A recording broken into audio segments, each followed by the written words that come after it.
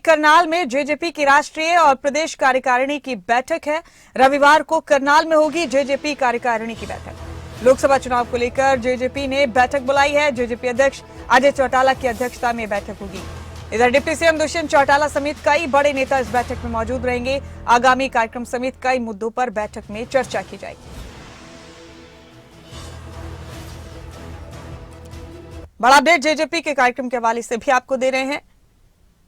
करनाल में जेजेपी की राष्ट्रीय और प्रदेश कार्यकारिणी की बैठक होगी रविवार को और इस बैठक की अध्यक्षता राष्ट्रीय अध्यक्ष अजय चौटाला करेंगे। डिप्टी सीएम दुष्यंत चौटाला भी इस बैठक में मौजूद रहेंगे।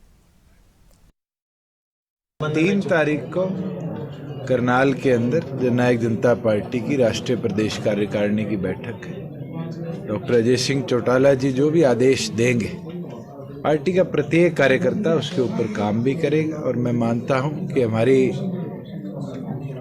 6 लोकसभा हमने कवर करी है और जल्द 7वीं लोकसभा का जो हमारा नव संकल्प रैली का शेड्यूल जो है वो जारी करें। 3 तारीख को करनाल के अंदर जननायक जनता पार्टी की राष्ट्रीय प्रदेश कार्यकारिणी की बैठक है। डॉक्टर अजय हमारे पॉलिटिकल एडिटर अनिल मोर मुसलसल हमारे साथ बने हुए हैं। अनिल मोर का रुख करेंगे मजीद मालूमात के लिए।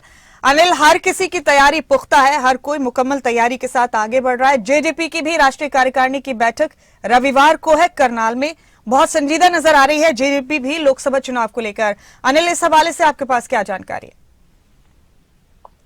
देखिए मुमताज, कल एक महत्वपूर्ण बैठक जननायक जनता पार्टी की है। राष्ट्रीय और प्रदेश कार्यकारिणी की कल बैठक करनाल में होगी। जो पार्टी के राष्ट्रीय अध्यक्ष डॉक्टर अजय चौटाला उनकी अध्यक्षता में बैठक होगी। डिप्टी सीएम दुष्यंत चौटाला, प्रधान महासचिव दिग्विजय चौटाला समेत जो तमाम बड़ी लीडरशिप है उस बैठक में मौजूद रहेगी। क्योंकि देखिए बीजेपी जेजेपी मिलकर हरियाणा में सरकार में साथ है, लेकिन लोकसभा चुनाव बीजेपी जेजेपी मिलकर लड़ेंगे नहीं लड़ेंगे ये सबसे बड़ा सवाल है। बीजेपी की 2 दिन पहले दिल्ली में जो चुनाव समिति की बैठक हुई, बीजेपी की तरफ से जो पैनल बनाए गए उसमें बीजेपी ने 10 की 10 लोकसभा सीटों के पैनल बनाए हैं। तो ऐसे में अब सबसे बड़ा सवाल खड़ा हो गया कि क्या जेजेपी अकेले लड़ेगी या किस तरीके से चुनाव लड़ेगी। तो इसी को लेकर कल जो एक बैठक होनी जेजेपी की, जिसमें जो जेजेपी की राष्ट्रीय प्रदेश कार्यकारिणी के सदस्य रहेंगे, इसी बैठक में इसी को लेकर चर्चा की जाएगी कि जेजेपी को चुनाव किस तरीके से लड़ना है। अगर बीजेपी 10 लोकसभा सीटों पर अपने पैनल बनाकर आलाकमान को भेज चुकी है, अगर आलाकमान भी उन्हीं पैनलों पर मुहर लगा देता है, अगर आलाकमान भी फैसला ले लेता है कि 10 की 10 सीटों पर बीजेपी लड़ेगी, तो जेजेपी को किस तरीके से लोकसभा चुनाव मैदान में उतरना है। तो कहीं ना कि लोकसभा चुनाव को लेकर जो पार्टी के वरिष्ठ नेताओं का क्या कुछ कहना है, उनका किस तरीके का फीडबैक है, इसी को लेकर ये बैठक होगी। आगामी दिनों में जेजेपी की तरफ से एक बड़ी रैली की जानी है, रैली का शेड्यूल भी जारी किया जाएगा। लेकिन जो मुख्य तौर पर जो एक राय शुमारी की जाएगी, इसी बात को लेकर राय शुमारी की जाएगी कि लोकसभा चुनाव में जेजेपी को किस तरीके से आगे बढ़ना है।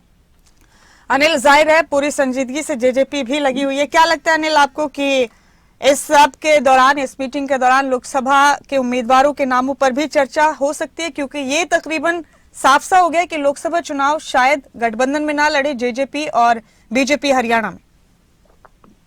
देखिए जिस तरीके से बीजेपी की दिल्ली में बैठक हुई, 10 की 10 सीट लोकसभा सीटों के लिए पैनल तैयार किए गए।